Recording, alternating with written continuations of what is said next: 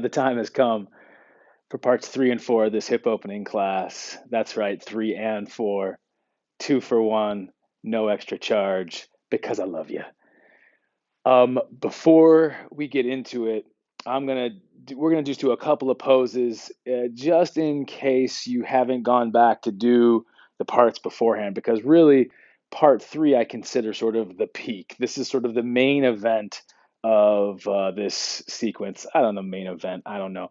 It's just the most challenging poses for most people. If you can't do these, it's okay. But are you trying? Are you mindful of what happens as you do it? That's the key. All right. So I will give some options in case you want to try some other things out. But again, I really want to stress this. The yoga practice is, it's not a destination place. It's not trying to get somewhere and do a certain pose. That's not it at all. I know plenty of people who can put their foot behind their head, but they still can be kind of jerks. It's how we treat ourselves. It's how we treat other people. It's how we treat the world that we live in, that I think is more in line with yoga roots. So, with that being said, I would recommend you go back and do part 1 at the very least before jumping into this. Of course, it's meant to be part 1, part 2, and then here. But just in case, let's do a couple of things to make sure we're all set. Come on and sit down. And bend your knees, put your feet flat onto the ground. And just place your hands behind you, just wherever. Just don't even think about it for now. Just kind of hang out here for a second. Let your chin drop into your chest. Let your heart sort of sink. Just sag here for a moment. And just feel that breath in that position. Then go the opposite way. So roll the shoulders back. Look up with the chest. Look up with the face. Just take a breath here.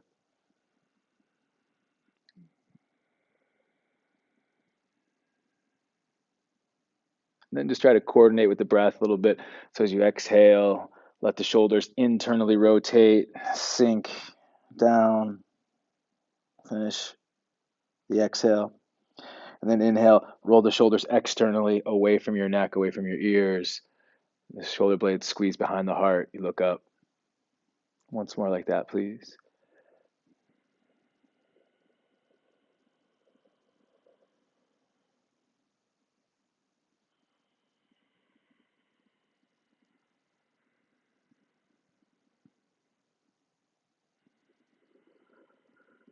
All right, come to neutral.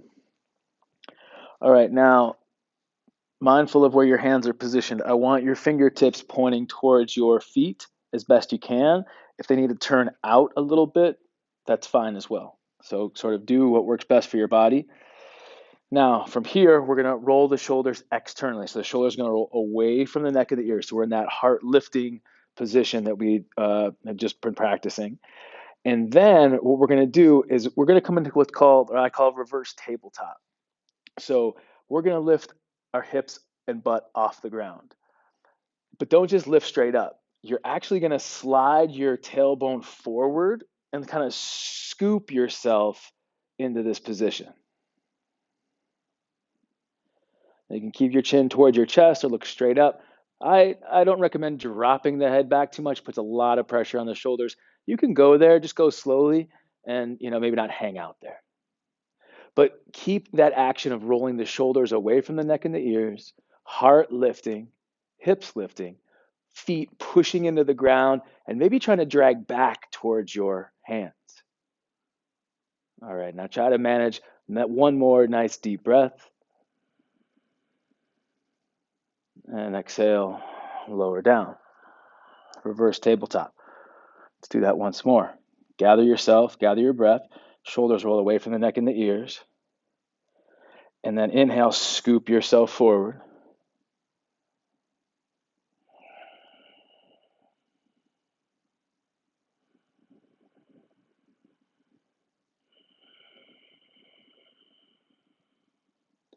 Spread your fingers here, stay active. Lifting that heart up. And then when you're ready, go ahead and slowly lower yourself on down. Good. Sit your butt back in between your hands, cross your ankles in front of you, place the hands down, and let's come into downward facing dog. So reverse tabletop is something I usually pepper into part one. Didn't really feel like it fit energetically in the standalone, but very helpful for the front of the shoulders. Okay, so again, this is a little bit of a review from from part two. Let's take the left leg up and back, three-legged dog. Again, using the hands to push ourselves back. And on an exhale, see if you can lift a little bit higher off that right heel. Curl around like you would in cat. Try to bring that knee as close to the chest as you can to step it in between your hands. If it doesn't quite get there, grab it, yank it, turn the back heel down, and reach the right arm forward to reverse the cartwheel for a graceful transition into Warrior Two. Again, this is a place that we were in part two. Hopefully you're well familiar with this. Remember, knee going toward the second toe, hip squeezing in simultaneously. That's going to come into play here in part three. More on that soon. But before we do that, let's do Warrior Two with eagle arms. So we stretch out the front of the shoulders. Now we want to stretch out that area, the upper back scapula area. So my left leg is forward, so I'm going to bring my left arm on top, okay? So whatever leg is forward, do that one on top. Again, grab your fingers, ratchet, like really get in as much as you can, and then either stay here, elbows lift, shoulder blades descend, or take the forearms up and hook the hands. Okay, now this is typically where you've probably forgotten that front knee. So bend that knee toward the second and third toe, squeeze the hip in. Again, elbows lift, shoulder blades down, breath deep.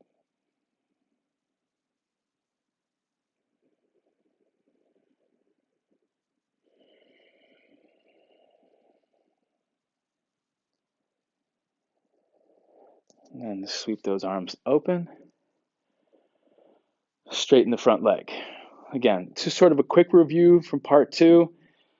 Now coming into triangle, but we're going to bind it. So we're going to take this back hand, wrap it around. Front hand is going to assist, whoosh, whoosh, pull. Maybe grab the inside of the thigh if you can reach. I cannot, so I'm just going to grab onto my shorts here. Pulling that hip pocket back, reaching the left arm out, and then coming into triangle. Again, hand just below the knee for most people.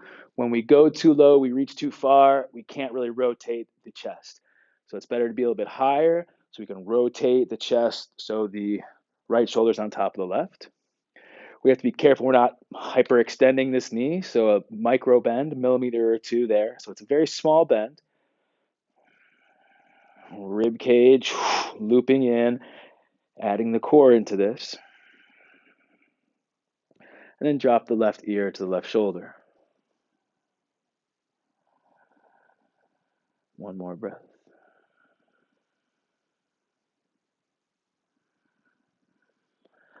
All right, now from here, release your bind. So release your shorts, your inner thigh. And inhale, cartwheel the hands all the way up. Exhale into Warrior Two, squeezing that hip in. Keep it going down, hands come down, push back to downward facing dog. Other side, inhale, right leg lifts. And exhale, round it in, squeeze it, squeeze it. You know, some people will maybe kind of throw it forward as they move their hands. So whatever it takes for you, build on working that with control. Spin the back heel down, reach your left arm forward, reverse the cartwheel, add a little bit of fluidity to this transition. And here we are in Warrior Two. Again, hip likes to stick out. Squeeze hip in, sort of wrap it under. Keep that squeezing, knee towards second toe. All right. My back leg is strong and straight. Again, this front leg is my right leg. So my right arm's going to go on top. Warrior with eagle arms. Elbows up, shoulder blades down. If you want to take the forearms up and hook the hands, you can. But again, come back to your foundation. Back leg is strong and straight. Right hip is squeezing in, right knee towards second, third toe. Then rework the elbows up, shoulder blades down. Try to fill up the space behind your heart with your next inhale. Really expand in that area. And then as you exhale, find somewhere on your face to relax. Maybe somewhere in your shoulders, your neck, your jaw. And then on the inhale, go ahead, spread your wings and straighten the front leg. Taking this back hand, my left hand, wrap it around. See, I'm giving myself an assist.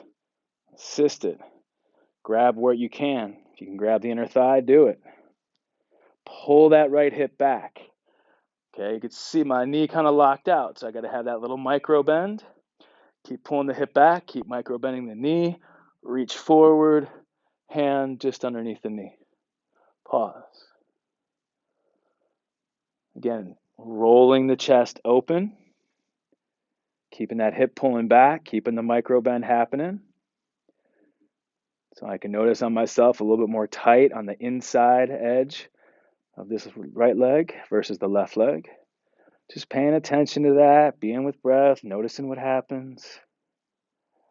Dropping that right ear towards right shoulder.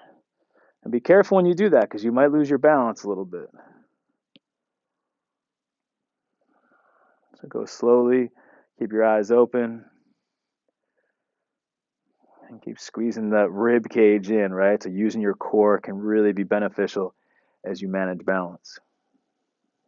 Last breath here.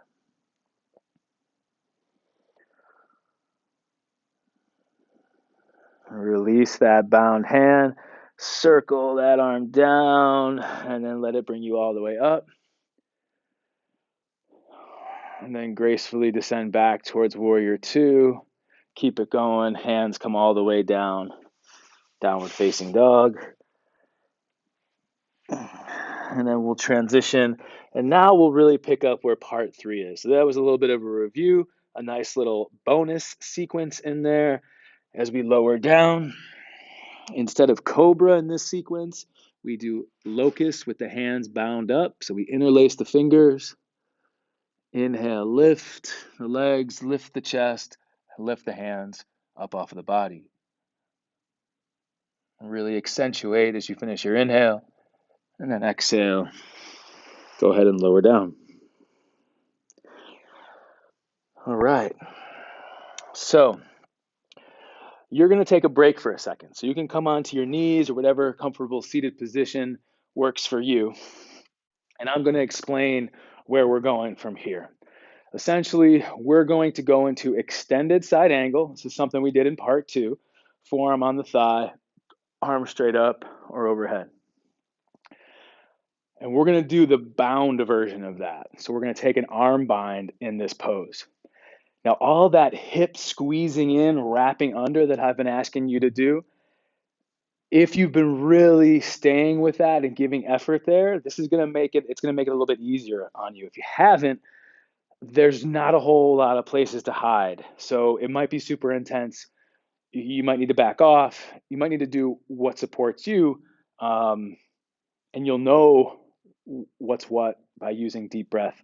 If you can't deep breathe, you're too deep, back out. And deep breathe, then you can use your exhales to go a little bit further. I'm going to use the strap. I know that my shoulders are tight. I know I'm going to need this. Not everyone is going to need it necessarily. And who knows, there might be one side I might be okay on. But I want to show you this. So just hang out, watch for a second. This is what extended side angle with a bind looks like. All right. So I'm just going to put this around my shoulders just in case I need it. I might not. I'll show you either way. So how we're going to do this pose is we are going to be in extended side angle. So hip squeezing in, knee towards second, third toe, just like warrior two. Forearm on top of thigh, okay? So what we're going to do is we're going to take our top arm and we're going to wrap it around, and just like we did in that bound triangle, So we're going to take it and reach it and reach it and reach it. Okay. Now I'm not going to necessarily grab onto anything. I'm just going to kind of keep it here on the outside because this is the area where my hands are going to bind. Notice it's outside of my hip. All right. More on that later. Now, I think I actually might be able to pull this off. Now, this other arm is going to go inside of the knee. All right. So that's a big part. So it's going to rest here for a moment. I'm going to slide my arm inside of the knee. And now I'm going to start to reach it down, internally rotate the shoulder, and I'm going to bind up my hands. Okay, I don't quite need the strap actually on this side. Now from here, this isn't it. People will stay here and think this is it. No, remember, we need to rotate our chest. So keeping our arms bound, keeping the hands bound outside of the hip, like I'm demonstrating here, you are going to then try to roll your chest open. So right shoulder on top of the left in this case. By doing that, as I do that, my hand bind is going to squeeze that hip in and under like we've been working on. And this is bound extended side angle. All right. Now, I'll show you from the other side. Well, I'll do it more of in the kind of an open position. No, I'll show you from the back because this is, I'm going to use the strap. So check me out. Is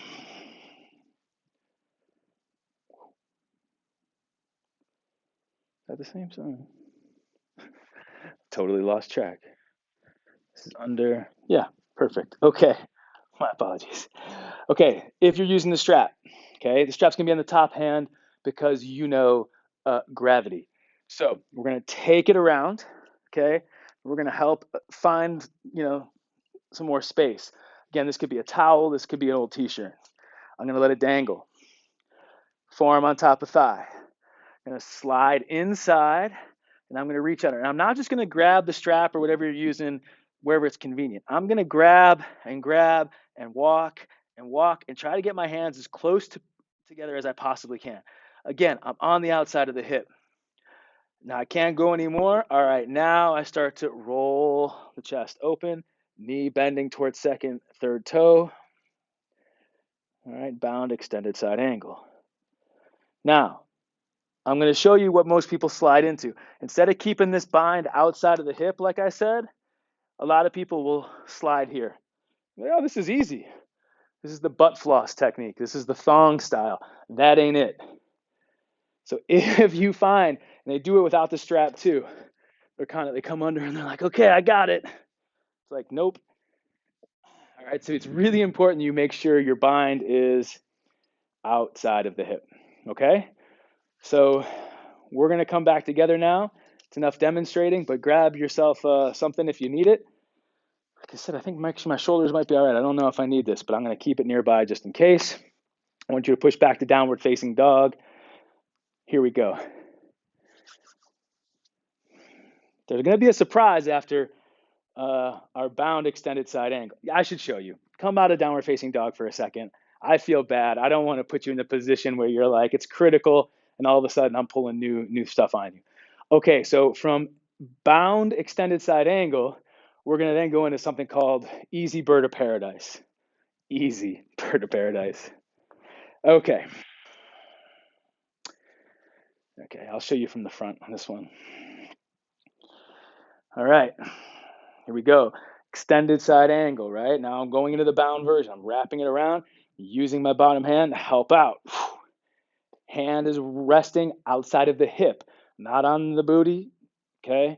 Make sure you're outside of the hip when you bind. I'm gonna go under, internally rotate, and bind it up.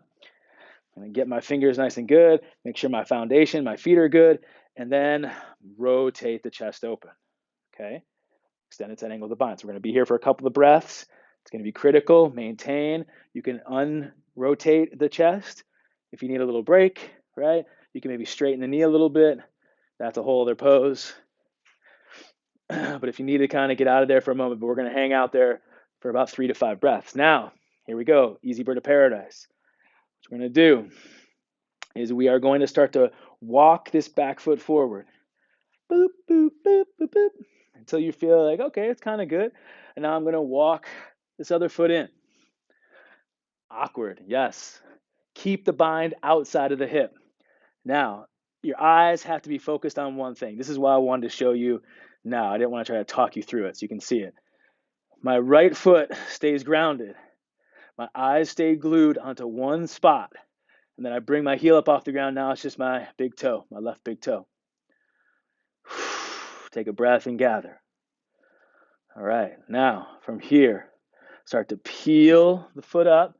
Eyes are staying focused. Pause if you need to. Gather your breath. Start to come up to stand. Shoulders roll back. Eyes stay focused. Maybe some of you can like kick this leg out straight. It's not for me right now.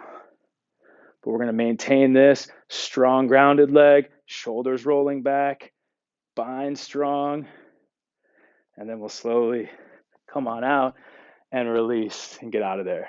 Okay? You might be thinking in your head right now, you're crazy. And yes, I might be. You have a point. But I want you to try it. Just kind of get in there. And even if it's just staying in this down position with your heel up, that's cool. Like sometimes life is going to put you in this like twisted, like kind of pretzel-y, crazy position. But life ain't going to give you the choice of backing out. You have to be with it. You have to sit there. You have to like, how can I find solution? How can I be with this in a somewhat graceful and together manner? Okay? Together. Now, if you've tried it and you're like, okay, I want something else, standing thread the needle is our replacement for Easy Bird of Paradise.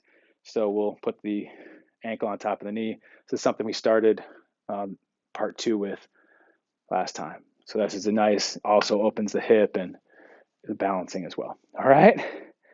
Now we're ready. Come on into downward facing dog. Let's do it to it. Bam. Notice what's going on in your head right now. Sort of shake that out. Maybe an exhale, a little bit of a horse exhale, a little. Yeah. Here we go. Hey, let's just have some fun. Let's take it one breath at a time. See what happens. Shoulders roll away from the neck and the ears. Squeeze the arms toward parallel. Nice active downward facing dog. All right. Step the right foot to the center. Not forward, but just to the center, closer to the left to give you some foundation as you take the left leg up and back. Three-legged dog.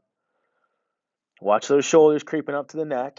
Keep them externally rotated. Keep lifting the leg and really reaching it back. And then here we go. Exhale, step it through. Put that foot down. Spin the back heel down. Inhale, gracefully reverse the cartwheel.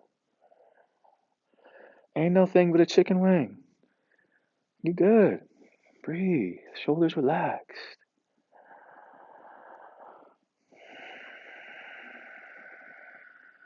Squeeze hip in.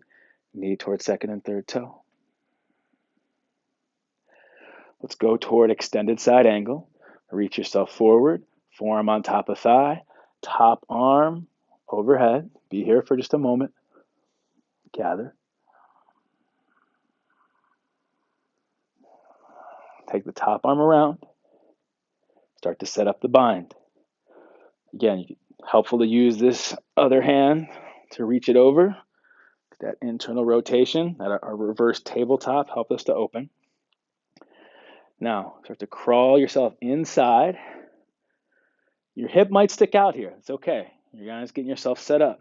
Reach underneath, grab on to your hands or a strap. Make sure you're on the outside of the hip.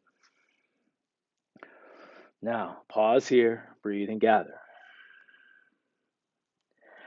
Start to rotate the chest. Your arms are going to pull that hip in whether you like it or not. Knee bending towards second and third toe. We're going to be here for about 3 to 5 breaths. Composed as best you can.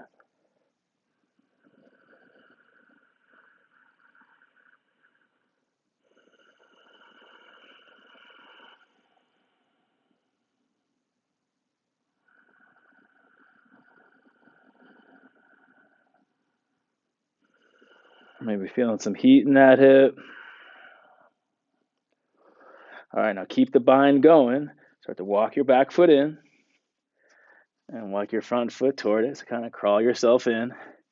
And remember, pause here. Be cool. Be like Fonzie. Be cool. Exhale out of your mouth if you need it. All right, now start to shift your weight into your right foot. Pause. Maybe readjust that left foot. Maybe re-grip your fingers. Left heel up off the ground. Pause here.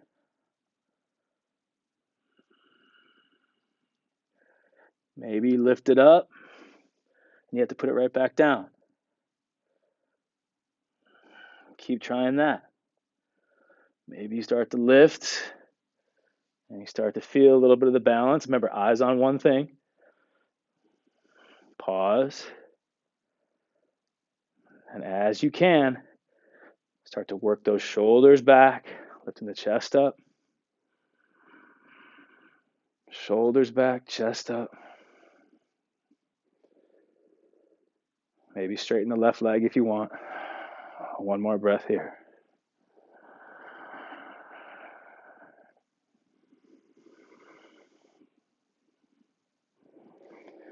All right, gracefully set it on down, release the bind.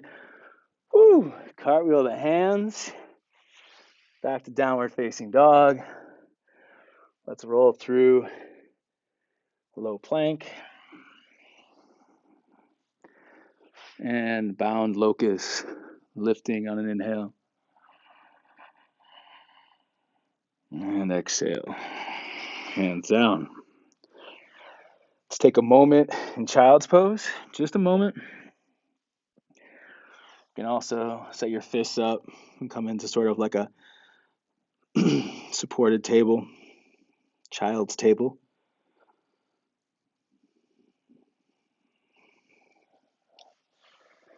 And let's do the second side. Downward facing dog, please. Feet together. Right leg lifts. Reaching it back. Staying calm best you can. One more inhale, reach the right leg back. And exhale, step it forward. Pause. Reverse the cartwheel, warrior two. Somewhere we've been before, familiar. Hip scoops under, squeeze in, knee towards second, third toe. All right.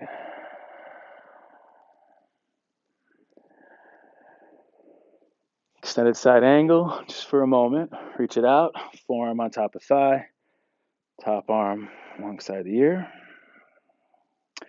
It's interesting, I'm getting a little bit more of a side stretch on my side lower back here. Again, so just being aware of things as you go. You're not thinking about what's coming next. But speaking of what's coming next, start to make our way towards bound version. So, okay. Again, if you have the strap in this left hand, just let it dangle there. You're going to crawl underneath and hook it up. Hook those fingers, grab onto the strap as close to the hands as you can, whatever you're working with. Pause here. And then slowly start to rotate the chest. Now, some people, they can actually like grab onto their wrist.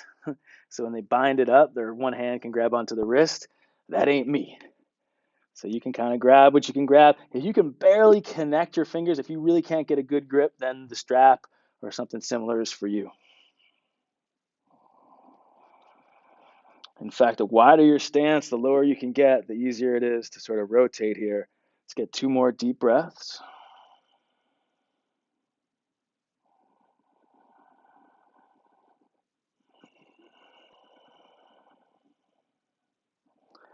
Not easy, not easy. All right, let's start to walk it in. So from the back this time, you don't really need to watch me here. You should know what's going on, but this will give you another perspective if you need it. Maybe just right foot raises and comes back down. raises, holds here. Come back down. Okay? So play with it wherever it works for you. Maybe you lift, maybe you don't. Maybe you're taking standing thread the needle. Rolling those shoulders back, lifting the chest up perhaps.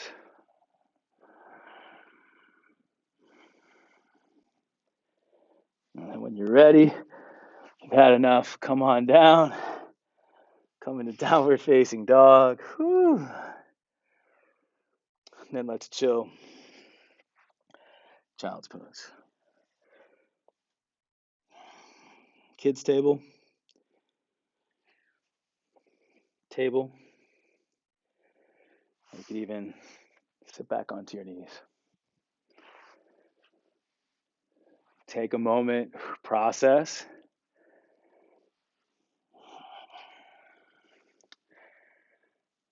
Now we're going to go into part 4. We're over the peak. It's all downhill from here. Coming into downward facing dog. Step the feet together at the back of the mat. Raise the right leg up.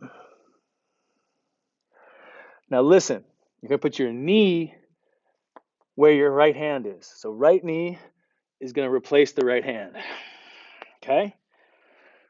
All right. Now we're setting up pigeon pose. Now, I call this safe pigeon. I'm going to tell you why.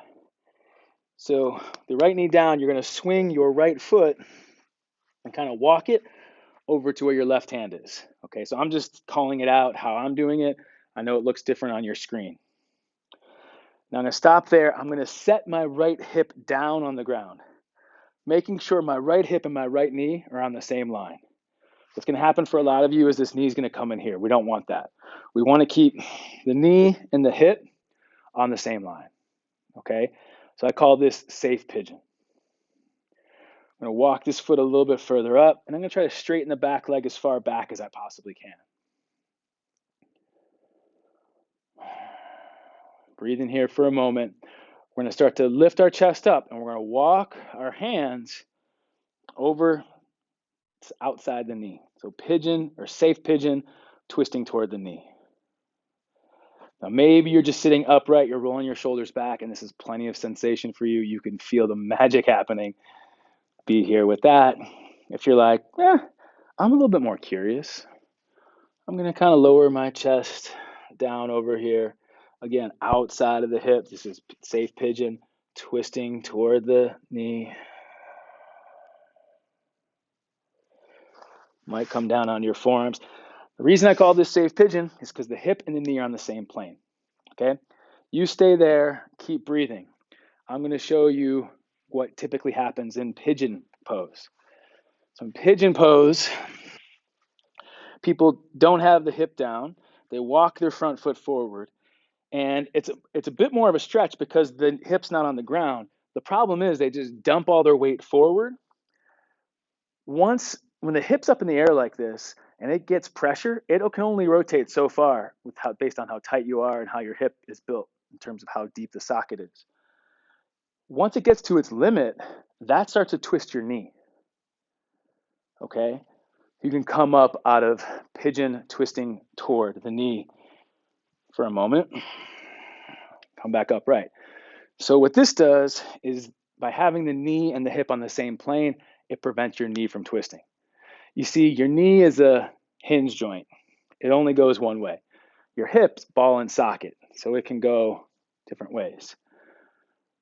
But when your hip's tight, there's only so much it can do. Okay, safe pigeon twisting toward the foot. So now we're going to walk our hands and sort of frame our foot here.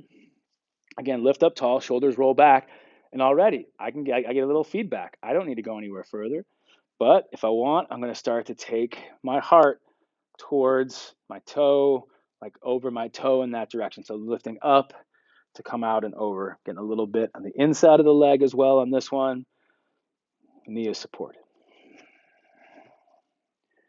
And again, everyone's going to be able to crawl in a little bit deeper here, but typically we're going to be here for about 7 to 10 breaths. So really starting to calm our nervous system down with deep breathing. I mean, hopefully you've been doing that before, but we were in positions that probably were, there was so much going on that it might have been hard for you to really get deep into your diaphragm. So we're really giving you that opportunity now just to reassure the body, like, it's okay, we got this.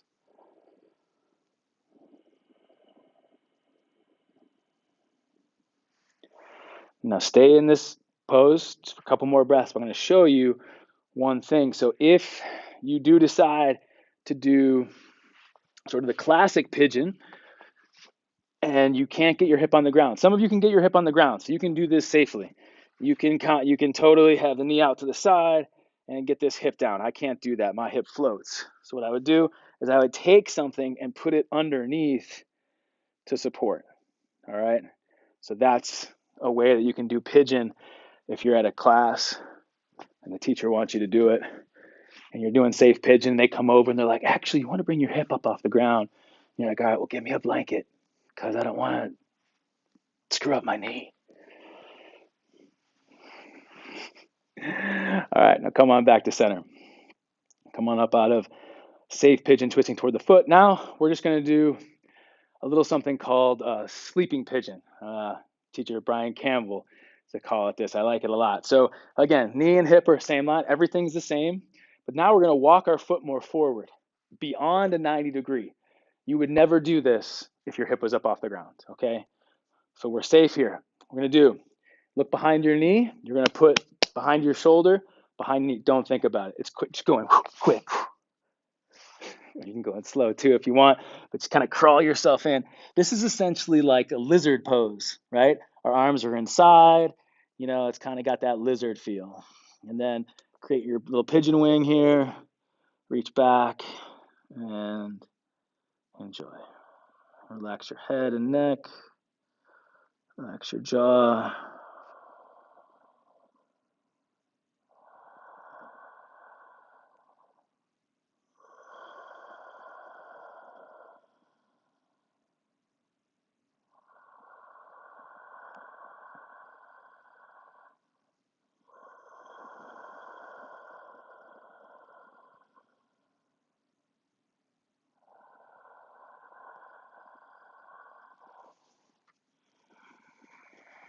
All right. Slowly crawl up out of that. Move the foot out of the way, place your hands down, head back to downward facing dog. Let's do the other side as we finish off this practice. Left leg reaches up and back. So you'll notice I actually have this wall here. I'm actually using the wall to step on. It's kind of nice. I can crawl out a little bit higher. So that's something you can play with at your house. And then I'm going to put my left knee where my left hand is. All right. Come on down. I'm going to swing my foot over to where my right hand is. Again, my knee and my hip are in the same line. If your knee slid in, slide it back. All right. Walk your back leg back as straight as you can. Probably won't get all the way straight. And then start to walk yourself safe pigeon, twisting toward the knee, lifting up, shoulders back. A little smile on your face and hanging out there, or maybe starting to descend and get a little bit deeper.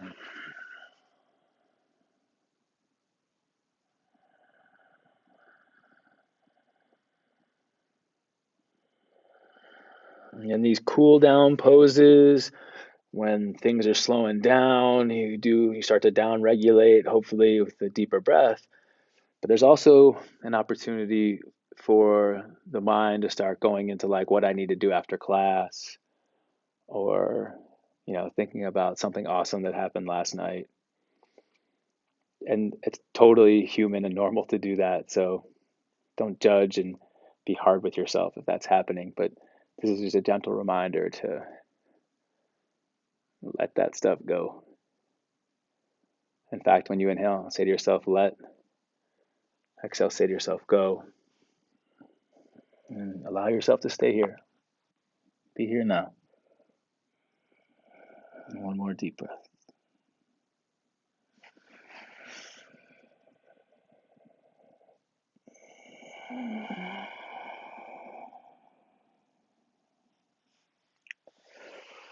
Walking yourself out. Safe pigeon, twisting toward the foot. Again, lifting up tall here, straightening this leg back as much as I can. Walking hands either side of the foot, lifting up. And then starting to, again, you're going forward as you go down. Forward as you go down. Don't just flop it in and sort of curl into a ball. We're really trying to get extension. So you can kind of use your hands as sort of kickstands, as support to really lengthen, keep the integrity, the length of your spine as you maybe descend into this. But again, you don't have to go deeper.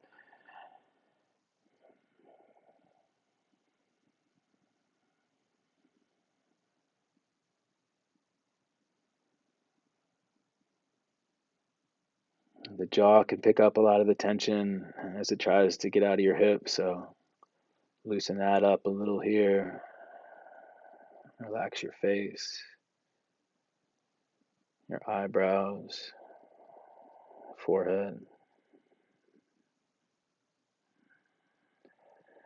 And they might not relax. You might sort of ask them to, and they're still sort of holding on, and that's cool. You're building that conversation.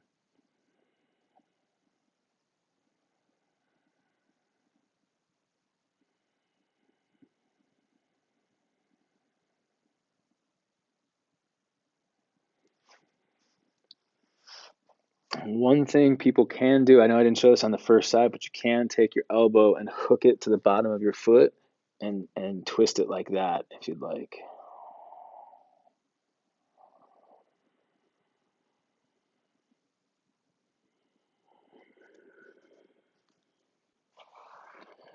Let's hang out here for one more breath.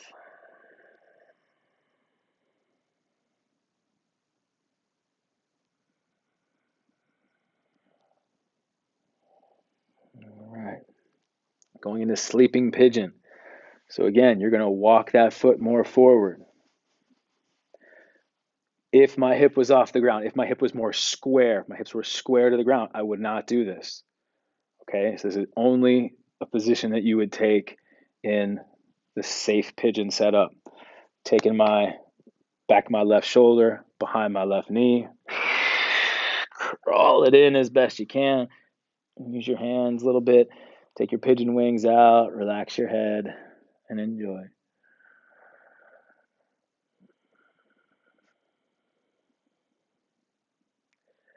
And when I say enjoy, in your head, you might be like, you're crazy. I can't enjoy this. This is like way too much going on.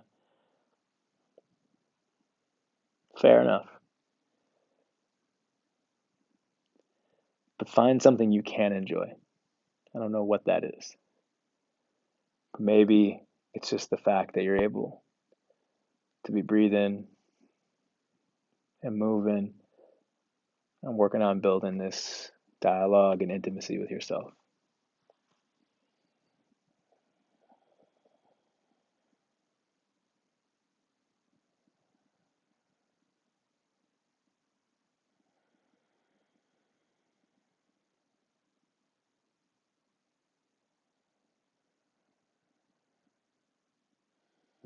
All right, so we're not going to go into downward facing dog after this one. All right, what we're going to do is we're going to go, we've done half happy baby in part one. We're now going to do the full happy baby version. So all you can do is just let yourself roll over onto your back. And I'm going to keep facing this way for this pose because I'm modest. But I'm going to bend my knees into the chest. Now both arms are going to come inside the knees. I'm going to grab onto my ankles, or a place you can grab. You can grab onto your inner arches. Your heels are kind of a nice place in terms of control. You can also take your hands on top of your feet and grab onto the pinky edge. So I'm going to go with grabbing onto my heels, taking my knees wide. Happy baby. Using my hands to push down, but my legs are simultaneously pushing up. So we're using some opposing action to help stabilize our hips We're using this pose as a way to neutralize after we did the second side. Spread your toes. Relax the shoulders and neck. Oh yeah, and breathe.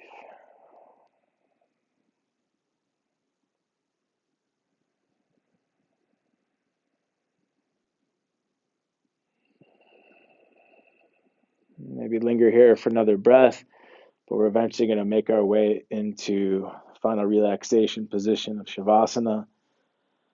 Feet a little bit wider than hip width, flopped out to the side. Wiggle your shoulder blades underneath your heart a little bit. Palms facing up about 6 to 8 inches from your body. Release any controlled breathing here. Allow yourself just to feel any sensations moving through your body,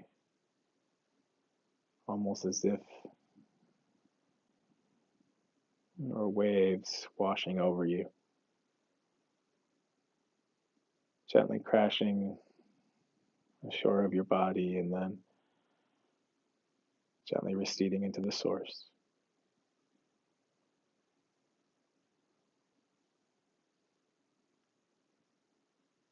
Inhale, let. Exhale, go.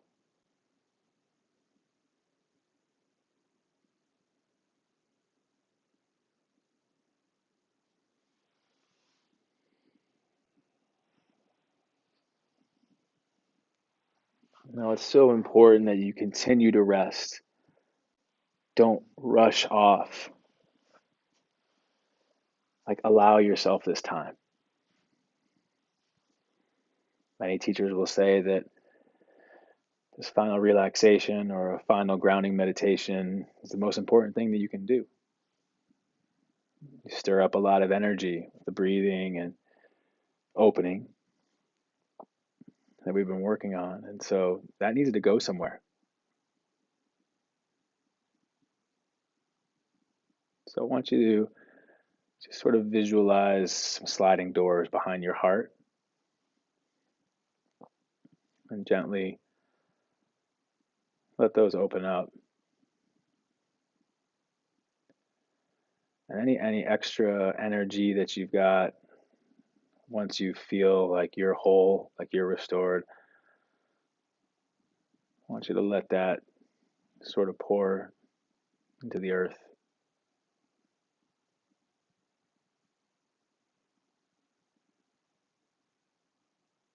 The mental intention of giving it away, whatever might need it.